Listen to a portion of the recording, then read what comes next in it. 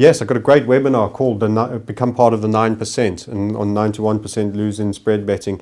And you've got to, well, there are so many things you would need to do to become part of the 9%. If it were that easy, everyone would be part of it. And there's a lot of intelligent people making up part of the 91%. And in fact, you will always vacillate. You'll be in the top one, and occasionally you'll be outside the 9%. But what you do need to do is you need to potentially decide on a strategy that looks after all elements of money management. And we've discussed the risk reward, we've discussed losses. You've got to manage losses, that keeps you in the game.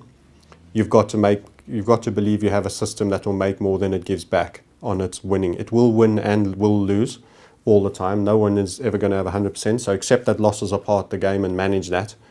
Become as systemic as possible in determining what your setup is. So the more it can be reduced to logic, the better, and the tighter.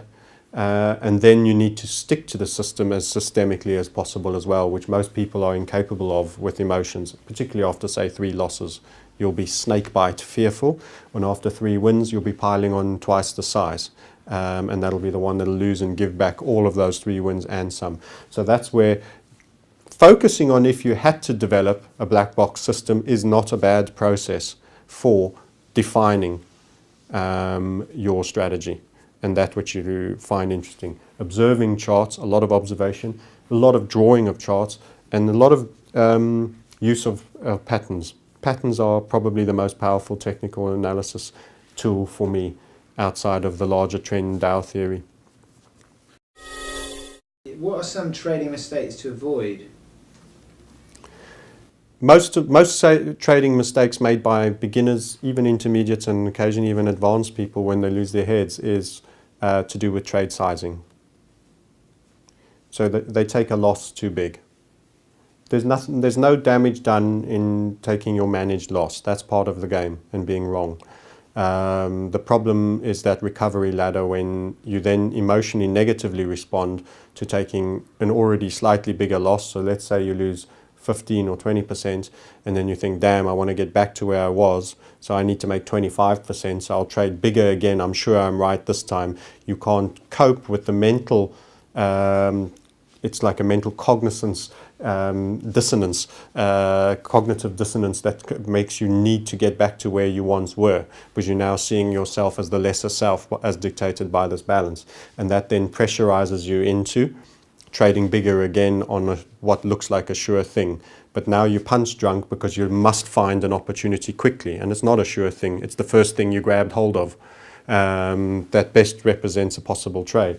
So you then bastardizing your criteria to grab hold of something that you expect to leverage you back into where you once were. This is a very big fatal spiral, because once again you then overtrade because you've got to make back more to get back up, and that's the recovery ladder concept, and boom, that is probably the single most destructive, that sees someone have a £10,000 account reduced to, you know, a few hundred or £1,000, and then virtually giving up, realizing that they've blown it.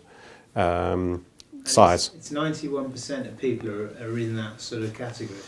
I wouldn't say 91% are in that category. They don't all blow their accounts up from £10,000 down to 9, but they aren't possibly consistent with money management as a whole. And sizing is one element of money management. Don't forget, I said risk reward should be central to that as well. So they're taking trades that aren't worth the squeeze. The juice isn't worth the squeeze, and the probability of win rates. They haven't tested what likelihood they have of winning.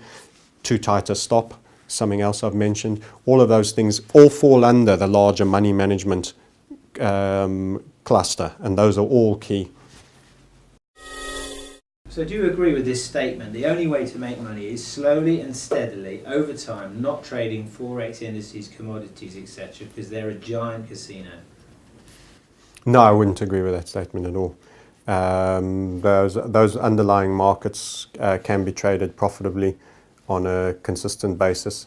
There isn't an efficient market hypothesis that truly keeps everything at true value.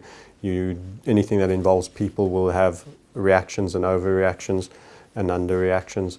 So no, I think you can. I think I wouldn't be in the game if I didn't feel that there was an edge that could be taken.